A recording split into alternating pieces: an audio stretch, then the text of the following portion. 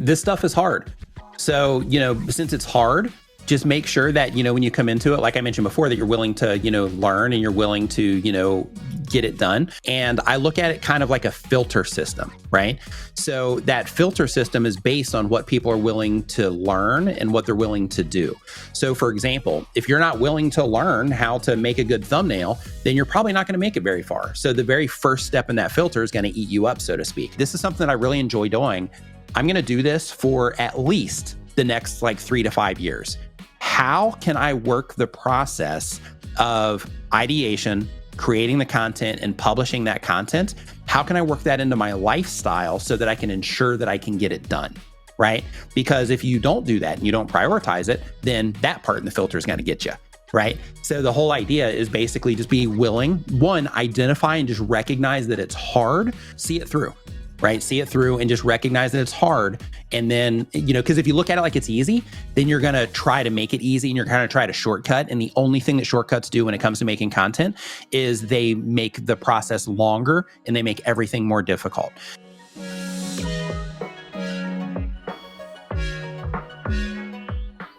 Good morning, good evening, good afternoon, wherever you are and wherever you're watching from. My name is Matt Pierce, host of the Visual Lounge, where we talk about using images and video in the workplace.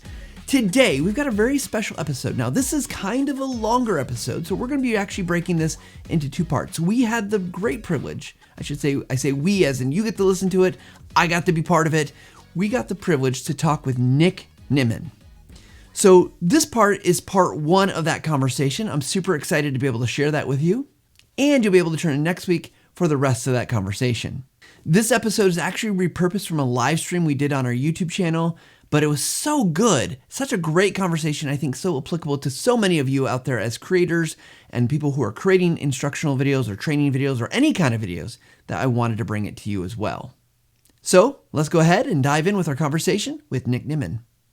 Nick is passionate about using the power of YouTube and online video to create and connect with an audience, expand influence, and grow businesses. In addition to teaching others, he's grown his personal YouTube channel to over 800,000 subscribers. He loves to talk about live streaming, audience development, and growing social media influence using YouTube. Nick continues to be an amazing creator and one that constantly putting out great information on his YouTube channel and in other locations. Hey, Nick, how are you? What's going on, Matt? Super excited to be here today. Super excited to talk to you about time management and everything else that we're going to talk about today. As always, super excited to, have a conversation with you. Yeah, Nick, thank you so much for joining us because I know you're someone that I look to for many things related to the creator space, being on YouTube. And I'm just always super excited to be able to meet with you. And I feel like I think we've met in person twice now, and I feel like you're someone that we've connected, and I feel like we're good friends, so I appreciate that. Like you said, Nick, we're going to talk about time as a creator. That's, I think, one of the biggest barriers. If you're someone who's creating video or you're creating content, you know that there's a constant pressure to just make, and you are someone who makes a lot of content, and I don't know if you figured it out, but it seems like you figured it out from the outside. So I'd love to start off a conversation. For you, what is the biggest challenge as a creator when it comes to time? I would say these days it's not that bad in terms of time, because I've been able to call in help for the things that were taking up the most amount of time. But prior to that, the biggest, hang up, as it is with most content creators, is either the ideation of the video itself, putting the video together itself in terms of, hey, this is what the script is going to say, or these are the bullet points I got to work around, just planning it out. And then, of course, the elephant in the room is editing, because when it comes to video editing, you can do like a rough pass edit, and that's okay. And you can add a little bit extra to it with B-roll and things like that. And that's also okay. It'll make it a little bit better. But there's a lot of fine tuning and a lot of nuance that you need to do. And you can usually speed through, that rough cut, maybe adding B-roll and stuff like that. But when it comes to the details of the video, sometimes that can take, 3 or 4 times longer than everything else that you did with that video, just adding that polish on there. So for me, I would say the biggest hang up would be, the editing process. And even with an editor, I still edit, a lot of my content because I do enjoy editing. But I make sure that I schedule time out of my day, for the days that I edit in order to make sure that, I can get things done, to get them published and get them out. Yeah, so I just want to remind anyone that's watching, we are going to be taking questions. I see we've got one already, Nick, that we're going to ask in a second about scripting. But before we get to scripting, let's step back a little bit. You talked about ideation, and we'll get to the editing because I think that's, like you said, that's a huge place where a lot of time goes. But from an ideation standpoint, if I'm a newer creator or I'm still figuring out things and maybe I haven't built the network, right, of people that I can go to, or I'm just trying to figure it out because I got my full-time job, I got these other things. What advice would you give us about ideating on ideas for videos for your channel to help you, again, because I'll be honest, I know I do this and I will spin on an idea for a long time, and I don't think that's actually helpful because then I never make the video, or I'm never sure or feel confident about that that's the right topic. So what advice you got for us?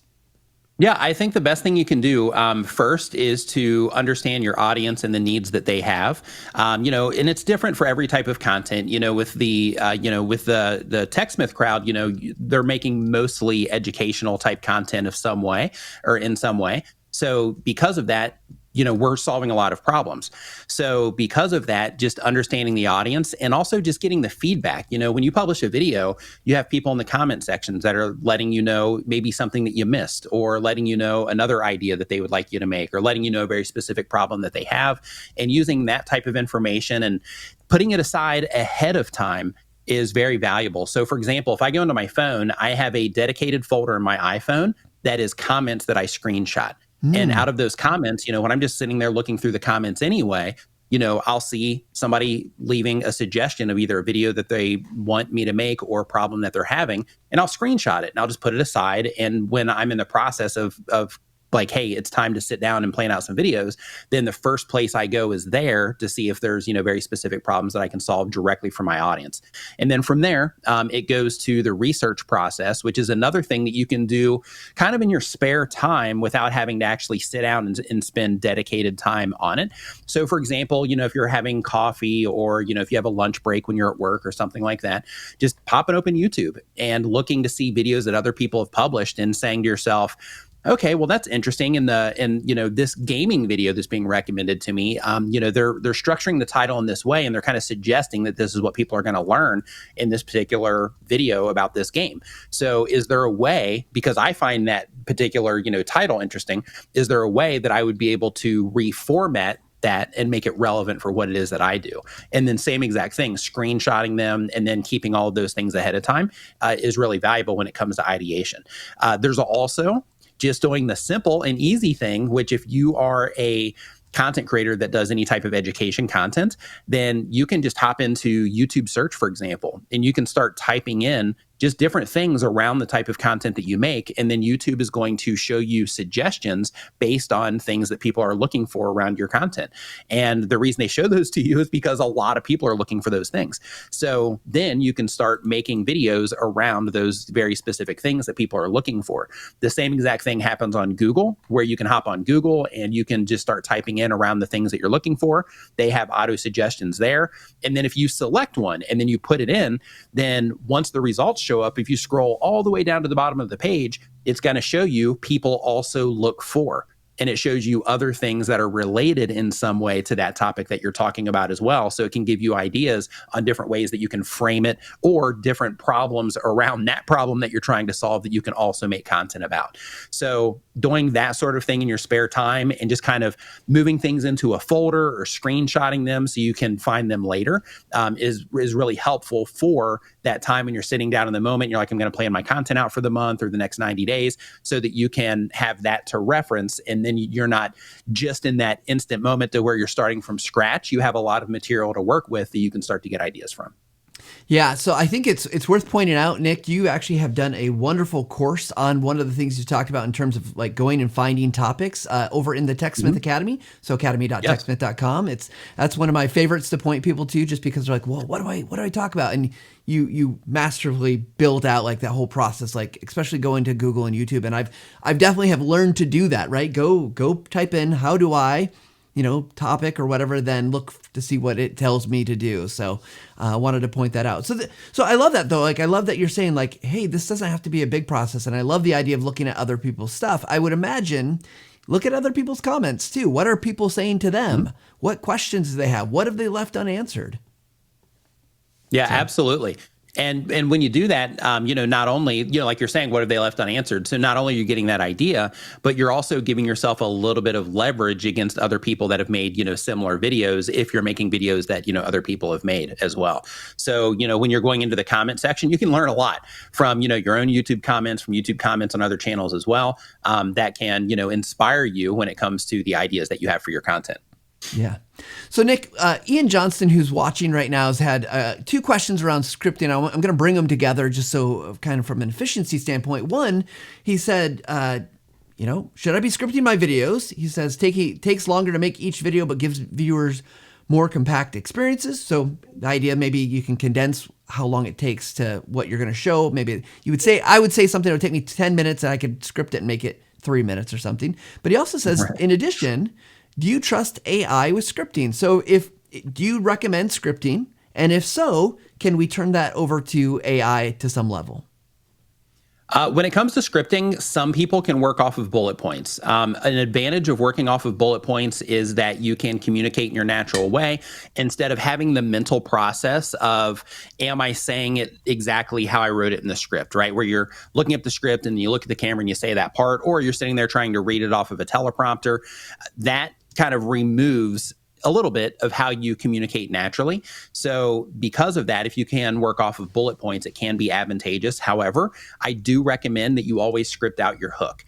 And if you have very specific calls to action, that you script those out. And if you have very specific content that you're going to be sending people to at the end of your videos on YouTube, then in that particular case, make sure that you script that out as well so that you can make sure that the important stuff there is taken care of. And then also when you're putting your bullet points together, if you have a particular block of text, especially with educational content, if you have to get into the nitty gritty of something and you're like, well, you know what, I can't remember those numbers off the top of my head as an example, or I can't remember the file path off the top of my head, then in that particular case, just having those notes within your bullet points can also be helpful to where you are looking at the scripted part of, your hook, and then you get into the bullet points and then you start working off of those bullet points. And then when you hit one of the notes, then you say, you can read the note, look at the camera, say that particular thing. And another thing that you can do as a part of that, if you're using Camtasia or if you're using any type of B-roll, Camtasia for the screen recording, and you're using any type of B-roll, if you know that you're not going to be on camera, then another thing that you can do is I color code those particular notes. So I'm like, there's definitely going to be something on screen for this. Then I'll make them red, and then that brings them to my attention, and I know that I can just read that part without having to try to remember what it is that, that is being said in that particular note. So scripting can be extremely advantageous for, like you were mentioning before, in terms of compacting the information. But I think that in some cases that it kind of strips away how we naturally communicate. And since it strips away how we naturally communicate a little bit, then I think it can also kind of stand in the way of that authenticity, and connection that you can make with viewers through your content. Yeah, I'll say from my what was that? Oh yeah, go ahead. Yeah, I was just gonna say from my experience, I mean, we do a lot. Like I do a podcast, which we're kind of using this as a platform for that. It's unscripted, right? I've got questions, I've got things I want to talk about, but we want natural flow. But a lot of our educational content that's on the Camtasia channel that this is streaming on, we do script because again, we want that tightness, right? Like we want it to be like boom, boom, boom, boom, get through it. We don't want a lot of extra, and so we have that's kind of similar philosophy, although. Something that we've been working on is our kind of face of the Camtasia channel, Andy Owen. He's always been scripted. He's a little bit uncomfortable on camera. He's working on it. These last couple of videos that he's done, he's actually gone unscripted, but we did have a very, good outline of what we wanted to do. And I think we're finding that from a time perspective, that is faster if we're willing to, we still, but it takes a few more takes, like it's not, Sure. we're going to be doing probably more sorting in the editing, but it's pretty easy to rule out the ones where he's just messed up, which we all do. Sure. Yeah, it's part of the process, messing up, right? That's the fun of the whole thing is like, oh man, I messed up again, right? And then keep working on it more until you get it right. Yeah, it's part of the fun, part of the process. But on the AI side too, I think that everything AI related should be used as a tool, not to supplement your creativity. So, for example, if you take a prompt and you put it into ChatGPT, for example, and it spits out an entire script, then you have to copy that script out, paste it into Notepad or something, and then sit there and kind of whittle it around and try to make it your own. For that particular thing, there's a tool called Tube Spanner, and that tool actually breaks down each section of the script into sections, and you can move them around. You can tell it to add more to that. You can just hop in and modify it, manually if you want to. So it's more of a workshop around the script, so you can keep the creative stuff in there without kind of stripping everything away and handing everything off to AI. Because I believe that, if you're a creator and you are doing this for the sake of, business, or you're doing this for the sake of, growing, like a following of some kind, one of the things when it comes to making videos is that creative aspect. And as soon as you hand off all of that, 100% of it to some AI tool to write your script, I think you're robbing yourself of, being able to communicate in your way and being able to add, the nuance of you into your content. And that's important, especially on YouTube and just social media in general, because that nuance of you is the thing that separates you from everybody else, right? So because of that, when you are just saying, hey, I'm going to use this AI tool and it's going to give me 100% of a script and I'm just going to roll with that, then you're removing that most important part that caused people to connect to other people. So yes, you can deliver the information that way, but I think you're removing the nuances that cause people to be like, you know what, I really like that person. I want to come in and watch this channel instead of, or along with, all of the other channels that make similar content like this. So because of that, I think if you're using AI tools in any capacity, I think that you should use them, as support, not necessarily to do the whole entire job when it comes to the creative aspects. When it comes to workflow, totally different thing.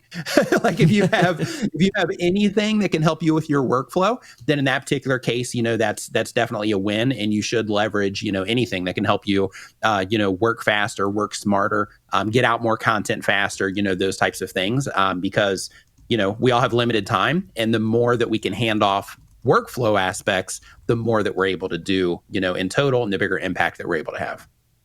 Yeah, I love that. So what I found, and Nick, maybe you found this too, AI is kind of intoxicating because it's so easy, right? Yeah. Especially on the generative side, where you're just creating like scripts, or you're having this conversation, whether it's ChatGPT or some other tool. And it is easy to lose that personality in the process, and it's easy to remember, or it's easy to forget, like, this really does need to be human vetted. It does need to be humanized, because it's still just it's amazing the way it works. It's amazing what it can do, and it can move us along that path. But yeah, I'm all with you. Like, be a you times 2, or about times 100, so that you get this really great outcome, and you can connect. Because I think that's one of the things we'll see. And I know we were talking about this a little bit before, is that it's going to be so easy to just generate stuff, but we stop to think of, is that stuff really valuable? Does it have value? And we want to treat our end user, in my opinion at least, we want our end viewer to find great value, not just like bulk value, like, it's right. Like a good meal versus going to get just like, I got a lot of food and it tastes terrible, but I'm going to eat it. So that's a great analogy. Yeah. Like have a good meal once in a while, at least, right? Right. Well, Nick, we'll see what other questions come in here, and we'll make sure we're going to keep answering the questions as they come in. So if you guys have got questions, you want to put them in the chat. The question came up whether we're going to just be talking about time management stuff. That's where we're kind of focusing the conversation today, but we're happy to talk about anything video related. So if you got a question, drop it in. We're watching that. So Nick, let's just jump to this.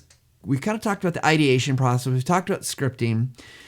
Now we're getting to the creation process, right? And obviously, I want to get again to editing here, but just real quick, walk us through like what does it look like for you? You've got your idea, you've got your outliner script, and now you're going to shoot. Is there anything in that process that you've really made like streamlined to save yourself time or effort so that it's easy to get out videos or to get the recordings done? Well, first off, in terms of the process itself, the structure that I use in terms of the process is ideation. And then once I have the idea, before I write out any bullet points for it or any script notes or anything like that, the next thing I'll do is I'll think of how I'm going to be able to present that from the outside. Because, if you're uploading content to YouTube, for example, and it's long form content, you have to have the ability to get people to click on what it is that you're doing. So I'll put together an idea for the thumbnail. Now I'm doing 3 thumbnails because I have YouTube's A/B testing tool. So basically, I ideate 3 different thumbnails that I'm going to use, and then the title that I'm going to use for that video. And I make sure that I'm going to be able to represent it well from the outside, so that when YouTube does present it to people, that it's something that people, will have interest in, or at least I'm anticipating and hoping that they'll have interest in based on what I come up with. So that's the next part. And then as long as I can come up with that, then I get into, what's the actual content of the video going to be. And then I'll start doing the bullet points and script notes. And then from there, then it goes to, if there's anything supportive that I'm going to need, then I'll typically, cover those in red. So even if it's a bullet point, I'll cover those in red in the script or in my notes, so that I can make sure that I'm not wasting time trying to remember something or trying to do a bunch of takes on something when I can just sit there and read it. Or I can, reference that thing if I know something's going to be on screen. So I'll make those notes. And then from there, I turn on the cameras and I get to it. And when it comes to that, basically the process is just, turning on the lights, turning on the cameras, double checking everything, making sure I have audio, because I've made plenty of videos where I forgot to turn the mic on. I'll just say we had this experience. Somebody at the company, somebody talked about they recorded like 10 minutes without audio. And our video producer, he said, "Are you even a video editor if you haven't, or video creator if you haven't recorded a video without audio?" Right. It's like a rite of passage. Yeah, absolutely. Yeah. So, so just, checking to make sure that stuff is good. And then from there, recording. And, if you're a content creator, regardless of the type of content you make, like, Matt and I were talking about earlier, is when you are doing a lot of takes and things like that, and you keep messing up, I just want you to know, like, I've made over 700 and something videos on my main channel. I've made content for a bunch of other channels. I had a whole other channel where I made videos for that for, almost a year. So like, I've made a ton of content, and I've never made one video where I didn't mess up. So, I just want you to know that that's part of the process. So all of those takes that you're doing and that hard time that you gave yourself, like, oh my gosh, am I ever going to get through this video? Like, that's a normal part of the process. So just kind of embrace it and don't let it frustrate you, because when you get frustrated, it makes it a little bit harder to do the thing, because then you're frustrated on top of trying to get through it. So, just be patient with yourself in that regard. And then once the video, part is finished, in some cases I'm sitting there talking. In other cases, I might have to shoot B-roll afterwards. And then when I shoot the B-roll afterwards, that also usually comes from notes that I put in the bullet points or in the script notes, and then I'll shoot that B-roll. And then if I do make something, which is rare, but if I do make something where maybe I'm switching scenes or something like that, then I'll make that note in the script as well, and then I'll shoot in the different places that I need to, and then from there, usually I'll try to make more than one video at a time, just because it's more efficient. And if you are strapped for time, that's also, a really good tip, because when it comes to this stuff, we don't have to only make one video at a time. And if you're making educational type content, it's even easier to sit there and just talk to the camera and crush out, a handful of videos. And one of the benefits of that is you get to front load the work, and then you can kind of relax a little bit, right? So because of that, it's helpful to batch if if the type of content that you make does support that. But then, it's taking the footage from the camera and then loading it into the computer from there. And depending on if I'm editing it or if the video editor is going to edit, then from that point, it'll take different paths based on who's going to edit it.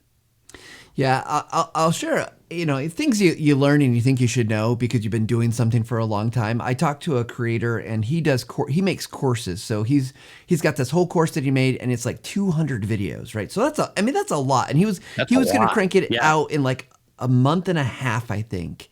And here was a revelation that I had when I was talking to him. He's like, I don't record them in order. So, and I know this doesn't apply to every single video, but I think this was something that dawned on me. One, he didn't record the courses 1, 2, 3, 4, 5. He did them in varying order. So that way, depending on where his energy level was, because he was doing just what you said, he was batching them together. But if he was like getting tired on video 3, 4, 5, 6, you're going to feel that because you're going to watch video 4, 5, and 6 together. And so he said he would jump around, and sometimes he would pick the easy ones, or, if he was feeling pretty energetic and really good, he'd pick one that he knew was really important. So I love that. And the thing about video that I think is really important here is that if you're wanting to record, you don't have to record it all in the order that you're going to edit it, have it in the video. So you can mix it up if that works better for some reason, right? If you're doing a bunch of desk shots and then you're going to do some on-scene shots, like record it together, batch it. So I love that advice, Nick. Thank you. And on the opposite side too, if you are somebody that's super strapped for time, you also don't have to record it all together. So, as an example, with what Matt's talking about in terms of like, batching your content, that's advantageous. And if you can do it, it can put you in a great place and, get content in the queue. But, if you're somebody that's strapped for time because you have to go to work, and then, when you come home from work, you have, a family, or you go out and hang out with friends, whatever, you have, other things that you're doing, in addition to making content, then in that particular case, make a little bit here, make a little bit there, make a little bit here. Just make sure that you're doing it enough that you can keep up some type of consistent cadence, because if you're not consistent, then it's really easy to fall off the train and not publish anything. Yeah, and I just find coming back after not doing something. I was on a vacation this summer. After 3 weeks, I came back and like, what do I do? How do I turn this on? Why does it not look right? So I love that. So Nick, you've got all your stuff. Keeping in kind of the time, you've got all your stuff. You're getting it ready to edit. Now, what should we know? Because I think, as you mentioned at the beginning, editing is one of the things that probably takes the most time, because you can record, if it's going to be like a 6-minute video, you can probably record it in 20 minutes depending on how much you mess up, how much you're doing. So where do you start? You got your files shot, you're ready to go, going to sit down. What do you do? Pull everything into the computer, organize it. Basically, I have a folder structure that I copy and paste. And that folder structure, he's got it on the screen right now. Yeah. Yep. Basically, I have my copy and paste starts at the video name. That's where my copy and paste starts, in that video name folder. So I have that one within each folder for whatever channel, and then I will copy and paste from my template. And then from that template, it contains all of the other things in that folder. And then that gives me the lead, or just a, starting point for that, without having to build that structure out every single time. And then within that, I will drop the videos, of course, into the video folder, which is actually not even on the screen because I forgot to put it in there. But yeah, videos is a pretty important folder that should be in there, but I didn't add it to this graphic. But basically they go into a videos folder, and then any B-roll that I shoot for it will go into a B-roll. Any screen recording that I do will go into a screen recording folder. And then, of course, a thumbnail folder as well, so that I can keep everything isolated within that one folder. So in the event that I want to go back to it later and make a short form video or, something like that, then I have the, option to, go back in there and have everything together without having to dig all over the place and find it. So I will transfer the files to my computer into that videos folder. And then from there, I'll get to editing. And then when it comes to that particular part, I will drag the files in, and then I will do a, first pass on, the edits. And the first pass, what that is, that's where you're going through and you're like, hey, this clip is going to work. This clip isn't. This is where I said it right. This is where I didn't say it right. So I need to remove those parts.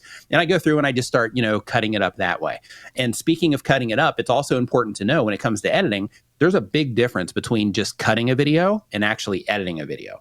Like when you're cutting a video, anybody can go through and just kind of, cut stuff out. My mom, she's like 70 something. She can go through and she can cut a video. But when it comes to editing, you're being a lot more intentional about what people are seeing and hearing, and when they're seeing and hearing it, and the pace of the video that you're, like how fast everything is going, and you're slowing things down at a certain time for, intentionally for a reason to kind of, break the monotony of the speed of the video and those types of things. So when it comes to editing, there's a lot that, that goes into it. And of course, B-roll and screen recordings and, all of those types of things, help support that. But when it comes to editing, it's basically going through that first pass, cutting everything up there, then adding any B-roll that goes to it, going through it again, tightening up everything. And then from there, adding any graphics to it, any screen recordings, anything like that. And then going through, tightening it up again, adding any music to it. Sometimes the music will come in first on my end, because if I'm doing a specific segment and I'm going to pace, the cuts around the actual music itself, then in that case, I'll need the music first. So I'll pull that in. And then I'll kind of build parts of it, around a particular track or something like that. If I'm editing, my editor doesn't do that as much, but me, when I edit videos, I do. And those types of, things, you just kind of keep doing those as you're getting through the edit until you get to the point where you're like, yeah, you know what, this is, I think this is ready to publish or to export. And then another part of that too is, before I export, the next thing that I do is I will actually go through and I'll color correct, the clips. In terms of, me, being on camera, I'll color correct those. If I'm using stock footage, then I'll also color correct that stock footage as well. Like, I'll go in, I'll color correct it. Maybe I'll add a vignette or add something to it that makes it look just a little bit different. Maybe I'll flip it horizontally. So if people see that same stock clip in somebody else's video or something like that, it just makes it look a little bit different, when it's on mine. Those types of things to separate, everything out. And then once the color is corrected, then after that, then I'll go through the audio process, and I EQ my voice. I remove the noise from my voice. Actually, the process is I remove the noise, I normalize it. I add dynamics processing. I normalize it again. Then I add EQ to it. Then I add a de-esser to it. And then, I think that's it. Yeah, and then I will export it from there, and then bring it back in. And then mute the original audio for my vocal audio, and then lay that process track back in there. So, I mean, you don't really do much to edit. No, not too much. Like, there's not too much involved. No, but I love that insight, right? Because I think, one of the things that I've seen as a video creator is that it is really easy to, I mean, there's a lot that you can choose to do. And I think it depends on what you're going for, right? And all the things that you mentioned are all really good things. And someone who's just starting off, you don't have to do all that. But if you want to be Nick Nimmin, right, that's what it takes. You gotta learn to do these things. So what on an average video, Nick? And I know you got varying lengths, but what's an average kind of edit time that you spend per video?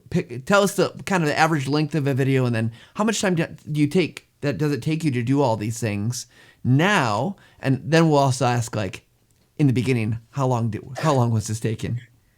So now it still takes me a long time. So if I bring in, let's say it's my videos are usually like 5 to 15 minutes, on average.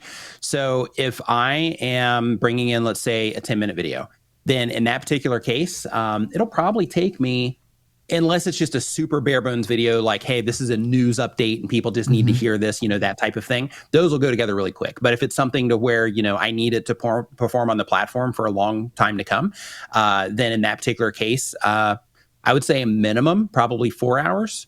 And I would say usually I'm somewhere between, 4, 5, and 6, give or take.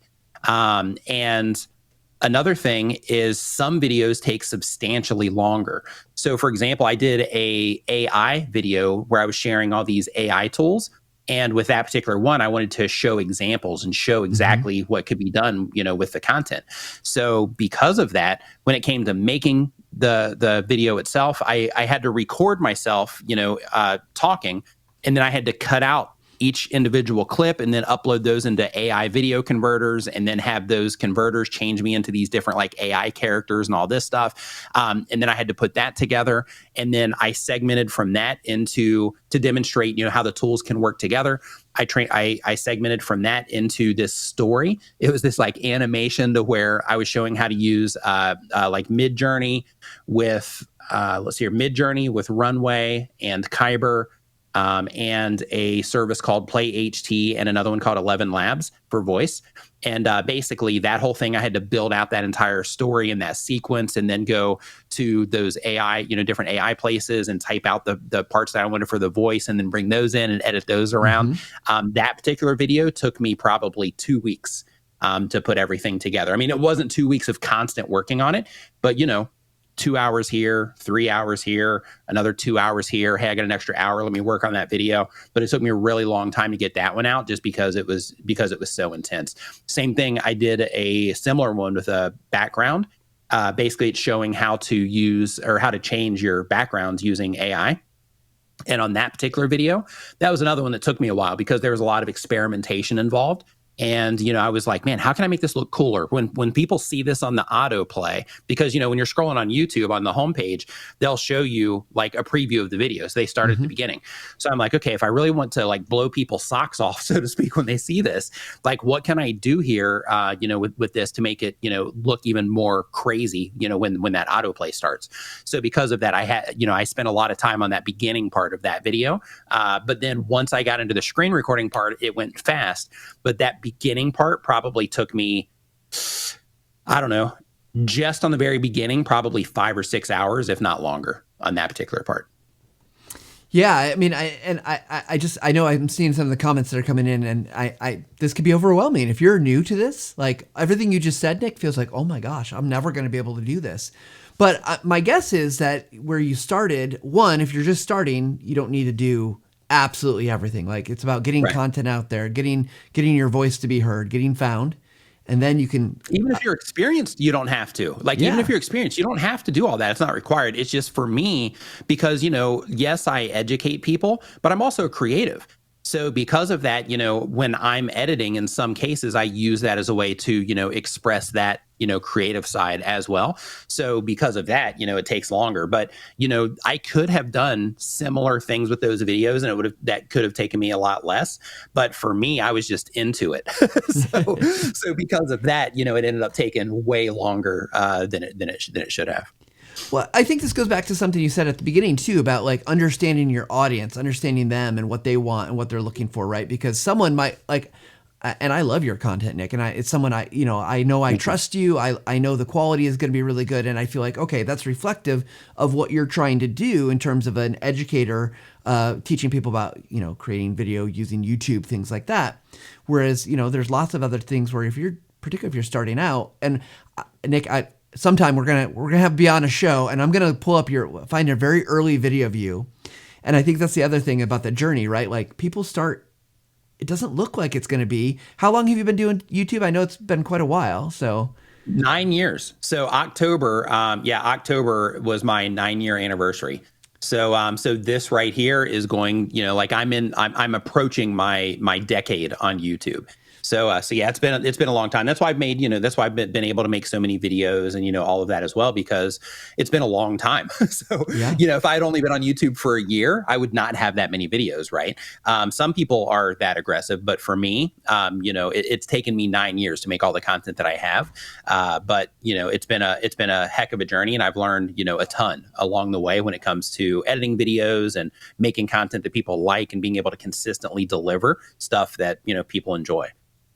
Yeah. So I love it. I love hearing the nitty gritty, right? All the stuff that goes into making these videos. And then, I think as a creator myself, I often make decisions about what I'm not going to do. And I think that's really important. Like, well, I'm not going to spend time on this or that. I also find ways, and I'm sure you're the same way, I look for ways that I can just not necessarily automate, but like, what can I not have to think about again? So for instance, if people are using Camtasia, I set up templates. Like I've got for our podcast, I've got a template. It's got the music in it. So when I open that template, the music that I use is there. Got the opening kind of little transition piece. I've got placeholders, so I can just drop those things in.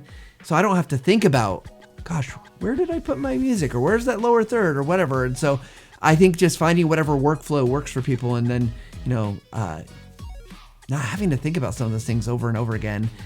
I mean, every once in a while, change it, mix it up, right? Find some new music, find some new stuff. But that's kind of things I think about. Hey, everybody, before we end today, just want to say I hope you're enjoying this conversation with Nick. I mean, so many incredible takeaways. I hope that you'll agree with that, and I hope you found something so far that is just going to resonate with you, going to help you move forward, and know that there's more coming. Yes, more next week, and I can't wait to bring it to you. So, tune in next week for more Nick Nimmin, and I hope, as always, that you take a little time to level up.